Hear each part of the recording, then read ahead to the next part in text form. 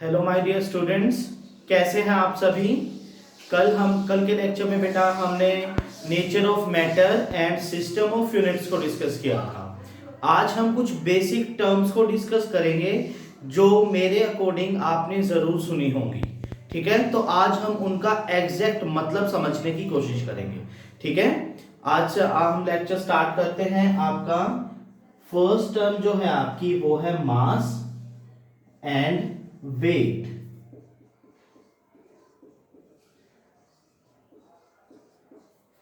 Mass and weight, अगर हम normally देखें तो हम इन दोनों टर्म्स को एक जैसा ही मानकर चलते हैं, लेकिन ये सेम नहीं होती।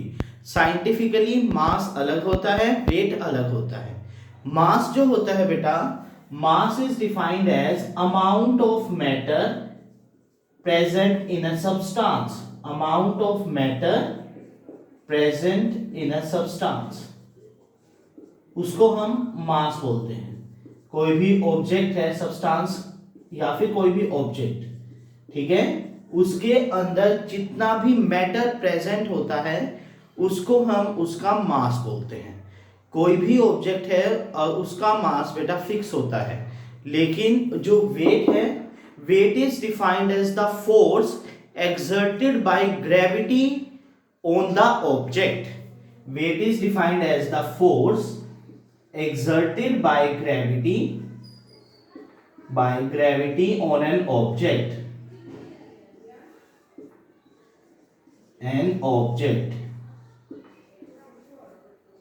वेट जो होता है, विच देखिए, अगर आपको याद है 9th क्लास में फोर्स का एक बहुत ही नॉर्मल सेकंड लॉ के अकॉर्डिंग हमने फॉर्मूला निकाला था, which is F is equal to ma mass into acceleration. याद है ना सभी को। तो देखिए, जो वेट होता है वो फोर्स के इक्वल है, ठीक है, एक्सर्टेड बाय ग्रेविटी। तो जो ये एक्सेलरेशन होती है, that is equal to the acceleration due to gravity, which is represented by small g and whose value is 9.8 meter per second square on the surface of earth. अर्थ के ऊपर gravity की value आपकी 9.8 metre पर second square होती है, ठीक है, जिसको हम न्यूमेरिकल्स सोल्व करते टाइम बेटा 10 के इक्विवेलेंट रख लेते हैं। ठीक है, तो देखिए अब इसी के अकॉर्डिंग वेट जो है वो आपका क्या बन जाता है, mass into acceleration due to gravity, W is equal to mg। तो यहां से हमें बहुत इजीली दिख रहा है कि अगर g की वैल्यू कहीं भी चेंज हो जाएगी तो उसी ऑब्जेक्ट का वेट जो है वो भी चेंज हो जाएगा। क्लियर है। मास क्या था, mass is the amount of matter present in a substance. Simple, ठीक है, कोई भी ऑब्जेक्ट है या सब्सटेंस है, उसके अंदर जितना भी मैटर है वो उसका मास है। मास को हम बिल्कुल एक्यूरेटली मेजर कर सकते हैं using an analytical balance. Analytical balance जो है वो लेबोरेटरीज में बहुत ही आसानी से हमें मिल जाता है। आपके स्कूल लेबोरेटरीज, अभी तो स्कूल बंद है, अगर जब एक्सपेरिमेंट्स करवाएंगे तो आप लोग एनालिटिकल बैलेंस को देख सकते हैं। सभी केमिस्ट्री लेबोरेटरीज में बहुत ही आसानी से अवेलेबल होता है, ठीक है। उसके अंदर हम क्या करते हैं, उसके अंदर हम बिल्कुल एक्यूरेटली अपने मास को मेजर करते हैं। चलो, अगर आपको आइडिया नहीं है तो ज्वेलरी शॉप पे कभी गए हैं आप सभी, तो ज्वेलरी शॉप में जो सुनार है वो जो वेइंग बैलेंस रखता है, बिल्कुल छोटी सी मशीन नहीं होती, साइड में कांच से कवर्ड होती है और बिल्कुल धीरे से उसके ऊपर, वही एनालिटिकल बैलेंस होता है, ठीक है, जिसमें बिल्कुल मिलीग्राम्स तक का वेट आ जाता है, मास आ जाता है, ठीक है। अब जो नेक्स्ट टर्म है बेटा आपकी वो है वॉल्यूम। वॉल्यूम, वॉल्यूम सभी ने सुन रखा है। वॉल्यूम क्या होता है, volume is defined as the capacity of an object या कैपेसिटी ऑफ एन सब्सटेंस, ठीक है, वो उसकी वॉल्यूम होती है।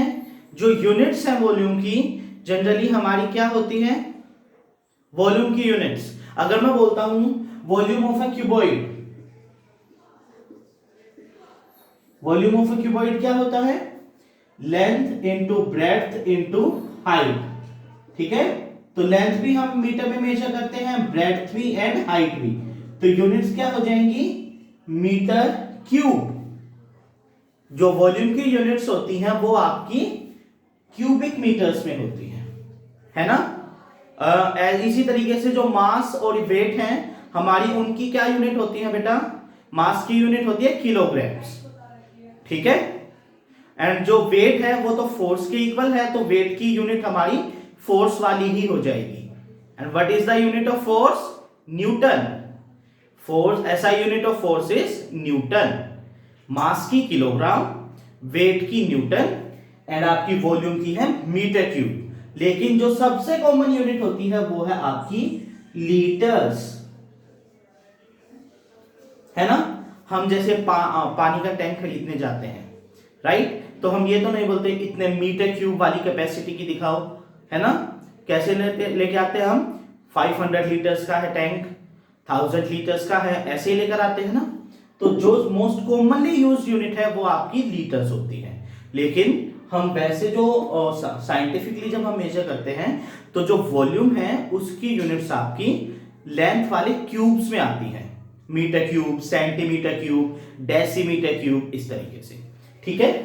अब देखिए जो आपका 1 लीटर है that is equal to 1 decimetre cube. 1 litre is equal to 1 decimetre cube. ये डेसीमीटर क्या होता है, कल किया था ना हमने, 10 की पावर -1 को हम डेसीमीटर। अब देखिए 1 लीटर में कितने ml होते हैं, 1000 मिलीलीटर्स। मिलीलीटर्स होते हैं ना, मिली क्या था, 10 की पावर -3 मिली को बोलते हैं ना। कल ही हमने किए थे प्रीफिक्सेस, देखो यहां पर यूज कर रहे हैं हम। अब देखिए अगर हमको 1 डेसीमीटर को सेंटीमीटर क्यूब में कन्वर्ट करना है ना, तो क्या होता है, 1 decimetre is equal to 10 centimetre. यही कन्वर्जन फैक्टर होता है, 1 decimetre is equal to 10 centimetre. अब अगर मैं इसका क्यूब कर दूं तो इसका भी हमें क्यूब ही करना पड़ेगा। तो 1 डेसीमीटर क्यूब, 1 का क्यूब तो 1 ही होगा। क्यूब का मतलब क्या होता है बेटा, जो भी आप ले रहे हो उसको 3 बार मल्टीप्लाई कर दो उसी के साथ, ठीक है। स्क्वायर का मतलब 2 बार मल्टीप्लाई कर दो, है ना। तो 1 decimetre cube is equal to 10 into 10 into 10 into centimetre cube, 3 बार मल्टीप्लाई करना था ना। तो 1 डेसीमीटर क्यूब किसके इक्वल आ गया है, 1000 centimetre cube. So 1 decimetre cube is equal to 1000 centimetre cube. ये कन्वर्जन फैक्टर बहुत कॉमनली यूज होता है, आप इसको याद रखिएगा, ठीक है। अभी नेक्स्ट चलते हैं हम। नेक्स्ट जो टर्म है हमारी वो है डेंसिटी। डेंसिटी, डेंसिटी जो है बेटा उसको हम रिप्रेजेंट करते हैं रो से। किससे करते हैं, रो से। And it is defined as mass पर unit volume. Density is defined as mass पर यूनिट वॉल्यूम, ठीक है। तो अब देखिए अगर एक स्पेसिफिक वॉल्यूम में ज्यादा से ज्यादा अगर मास हमने भर रखा है तो उसकी डेंसिटी जो है वो उतनी ही ज्यादा हो जाएगी, ठीक है। हम एग्जांपल लेते हैं, हमारे 3 स्टेट्स ऑफ मैटर थे ना, सॉलिड, लिक्विड एंड गैस, सभी को याद है। तो देखिए हमने एक फिक्स वॉल्यूम ले ली, हम एक फिक्स वॉल्यूम ले रहे हैं। यहां पर हम सॉलिड के पार्टिकल्स शो करेंगे, यहां पर हम लिक्विड के पार्टिकल्स शो करेंगे एंड यहां पर हम गैस के पार्टिकल्स शो करेंगे, ठीक है। हम मान के चल रहे हैं सॉलिड, ये वॉल्यूम आपकी सेम है, एक्स लेकर चल लेंगे, कोई बात दिक्कत नहीं है। सॉलिड के जो पार्टिकल्स होते हैं बेटा वो बहुत ही ज्यादा टाइटली पैक्ड होते हैं, पता है सभी को ये बात। तो देखिए पार्टिकल्स ज्यादा पैक्ड है, ज्यादा टाइटली पैक्ड है तो उनका जो नंबर है वो भी ज्यादा आ सकता है, सेम वॉल्यूम के अंदर पार्टिकल्स काफी सारे आ सकते हैं, ठीक है, बिल्कुल आ सकते हैं क्योंकि सॉलिड है, इंटरमोलिकुलर स्पेस बहुत कम होता है। एंड यहां पर हम ले रहे हैं m1, जो पार्टिकल्स का मास है बेटा वो है m1। लिक्विड्स जो हैं उनके अंदर थोड़ा ज्यादा स्पेस होता है, तो पार्टिकल्स थोड़े से कम होंगे सॉलिड्स के कंपैरिजन में, राइट। इसको हम लेकर चलते हैं m2। एंड गैस है तो वहां पर तो बहुत ही कम पार्टिकल्स होंगे, ये है m3, ठीक है। अब देखिए m1, m2 और m3 को कंपेयर कीजिए।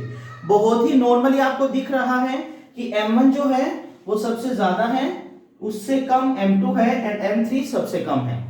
तो अगर हमें इनकी डेंसिटी को कंपेयर करना हो तो हम क्या करेंगे, हम इनकी डेंसिटी कैसे निकालेंगे, m1 by x, m2 by x and m3 by x, क्योंकि डेंसिटी क्या होती है, ये आपकी रो 1 है, ये है रो 2 एंड ये है रो 3।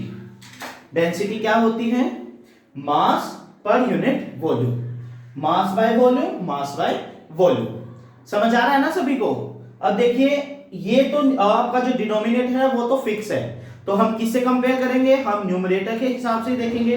एंड अगर किसी फ्रैक्शन का न्यूमरेटर ज्यादा है, डिनोमिनेटर कम है, तो ऑब्वियसली आपका आंसर ज्यादा आने वाला है, राइट। तो यहां पर m1 ग्रेटर है, इसीलिए रो 1 भी ग्रेटर है। तो अगर हम कंपेयर करें तो rho 1 is greater than rho 2 is greater than rho 3, ठीक है। एंड ये पॉइंट हम पढ़ते भी हैं कि सॉलिड्स जो हैं उनकी डेंसिटी सबसे ज्यादा होती है, उससे कम आपकी लिक्विड्स की होती है एंड सबसे कम आपकी गैसेस की होती है, ठीक है। एंड अब आते हैं इसकी यूनिट के ऊपर। अब मास की यूनिट है बेटा केजी, वॉल्यूम की है आपकी मीटर क्यूब, तो डेंसिटी की क्या हो जाएगी, किलोग्राम पर मीटर क्यूब, राइट, किलोग्राम पर मीटर क्यूब। अगर आप मास को ग्राम्स में ले रहे हैं एंड वॉल्यूम को आप सेंटीमीटर में भी ले सकते हैं, तो दूसरी यूनिट क्या हो जाएगी, ग्राम पर सेंटीमीटर क्यूब, ग्राम पर centimetre cube. I hope it's clear, ठीक है। नेक्स्ट एंड लास्ट डेफिनेशन जो है वो है आपकी बेटा टेम्परेचर की। टेम्परेचर क्या होता है, टेम्परेचर हिंदी में हम टेम्परेचर को तापमान बोलते हैं, right. Temperature is defined as the degree of hotness और कोल्डनेस ऑफ अ बॉडी। कोई भी ऑब्जेक्ट है, कोई भी बॉडी है, हम उसको ऑब्जर्व कर रहे हैं, तो वो जो बॉडी है वो कितनी ज्यादा आपकी हॉट है या कितनी ज्यादा कोल्ड है, उसी की डिग्री या एक्सटेंट, किस हद तक है वो, गर्म है तो कितनी गर्म है एंड ठंडी है तो कितनी ठंडी है, उसी चीज का मेजर आपका टेम्परेचर होता है, ठीक है। डिग्री ऑफ हॉटनेस और coldness is called as temperature. Temperature measure करने के लिए हमारे पास 3 स्केल्स होते हैं बेटा, आपको पता ही होगा वैसे तो ये, ठीक है। पहला स्केल होता है डिग्री सेल्सियस, फिर होता है आपका केल्विन एंड एक होता है बेटा आपका फ़ारेनहाइट, ठीक है। Degree Celsius, kelvin and Fahrenheit. जो कल हमने बेस यूनिट्स करी थी वहां पर थर्मोडायनेमिक टेम्परेचर की एसआई यूनिट मैंने क्या बताई थी, केल्विन। तो जब हम केमिस्ट्री के न्यूमेरिकल सोल्व करते हैं या केमिस्ट्री में टेम्परेचर का जिक्र होता है तो टेम्परेचर आपको बेटा हमेशा ही केल्विन में लेना होता है, ठीक है, because kelvin is the SI unit of temperature. Clear है। अब देखिए हम इन फैक्टर्स को एक दूसरे में कैसे कन्वर्ट करेंगे, जो ये स्केल्स है हमारे उनको एक दूसरे में कैसे कन्वर्ट किया जा सकता है। पहले हम उन फॉर्मूलाज को देखते हैं, ठीक है।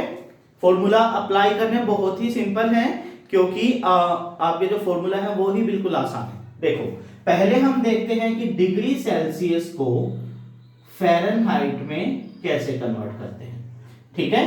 तो फ़ारेनहाइट बेटा आपका इक्वल होता है 9/5 डिग्री सेल्सियस प्लस 32, ये आपका कन्वर्जन फैक्टर है। 9/5 डिग्री सेल्सियस प्लस 32 एग्जांपल लेते हैं हम। मान लो मैंने आपको दे रखा है टेम्परेचर है आपका 45 डिग्री सेल्सियस, ठीक है। कन्वर्ट करो फ़ारेनहाइट में। सभी के पास नोटबुक्स है ना, साथ साथ निकालो मेरे, ठीक है। पुट करो इस फॉर्मूले में, डायरेक्ट वैल्यू पुट कर दिया और कुछ नहीं करना आपको। 9/5 इंटू 45 प्लस 32, 5 9 जा, पहले मल्टीप्लाई करेंगे बोर्ड मास के अकॉर्डिंग, फिर ऐड करेंगे। तो 9 9 जा 81 प्लस 32 है ना, 113 डिग्री एफ, ठीक है। इसका क्या मतलब हुआ कि आपका 45 डिग्री सेल्सियस में 113 डिग्री फ़ारेनहाइट होता है। क्लियर है ना। चलो नेक्स्ट देखते हैं हम डिग्री सेल्सियस को केल्विन में कैसे कन्वर्ट करते हैं। डिग्री सेल्सियस को केल्विन में कैसे कन्वर्ट करते हैं, तो केल्विन होता है बेटा degree Celsius plus 273, degree Celsius plus 273। जितना भी आपको डिग्री सेल्सियस दे रखा है उसमें 273 को ऐड कर दीजिए, आपका केल्विन में टेम्परेचर आ जाएगा, ठीक है। अब मैं आपको बोलता हूं कि आपको 27 डिग्रीज को कन्वर्ट करना है केल्विन के अंदर। 27 डिग्री सेल्सियस है, आप उसको केल्विन में कन्वर्ट कीजिए। कैसे करोगे, kelvin is equal two degree Celsius की जगह 27 प्लस में 273, कितना हो जाएगा बेटा 300 केल्विन, ठीक है। आसान है ना। अब मान लो अपोजिट भी तो दे सकते हैं कि केल्विन को डिग्री सेल्सियस में कन्वर्ट करो, तो फॉर्मूला को इंटरचेंज कर देंगे हम। सिंपली क्या होगा, degree Celsius is equal to kelvin minus 273, kelvin minus 273। ये तो कॉमन बेसिक मैथ है, साइड्स को इंटरचेंज करके हम वेरिएबल्स निकाल सकते हैं। उसी तरीके से अगर यहां पर बोल दे कि आपको फ़ारेनहाइट को कन्वर्ट करना है डिग्री सेल्सियस में, तो वहां पर आपका क्या हो जाएगा बेटा 5/9 degree F minus 32 is equal two degree Celsius. Simple है ना। देखिए यहां पर 9/5 था, साइड चेंज करेंगे तो 5/9 हो जाएगा। ये 32 जो फैक्टर है वो आपका प्लस में था, साइड चेंज होने से माइनस में हो जाएगा। क्लियर। तो आज के लिए बेटा हमने 4 डेफिनेशंस मेन करी हैं। पहली थी मास एंड वेट, सेकंड था आपका वॉल्यूम, थर्ड कॉन्सेप्ट था बेटा आपका डेंसिटी का, एंड फोर्थ कॉन्सेप्ट है आपका टेम्परेचर का। देखिए आप लोगों को वीडियोस पूरी वॉच करनी है। अगर आप बीच में से ही वीडियोस को छोड़ देंगे तो आपके कॉन्सेप्ट्स बिल्डअप नहीं होंगे। ऐसा नहीं है कि आपने स्टार्टिंग के 3-4 मिनट की देखी या फिर बीच बीच में से कहीं कहीं से देख रहे हो। जब आप पूरी वीडियो को फॉलो करोगे तो ही आपको कॉन्सेप्ट पूरा समझ आएगा, ठीक है ना। ऐसे ही क्लास में अगर मैं कहीं कहीं से पढ़ाऊं तो क्या आप समझ सकते हैं, नहीं समझ सकते ना। तो बिल्कुल आप ऐसे ही लगाइए कि मैं आपको फेस टू फेस पढ़ा रहा हूं, ठीक है। कहीं भी आपको ये प्रॉब्लम फील हो रही है कि सर हमें यहां पर समझ नहीं आया, आप कमेंट बॉक्स में जाइए एंड अपनी प्रॉब्लम्स मेरे साथ शेयर कीजिए, ठीक है। आज के लिए इतना ही।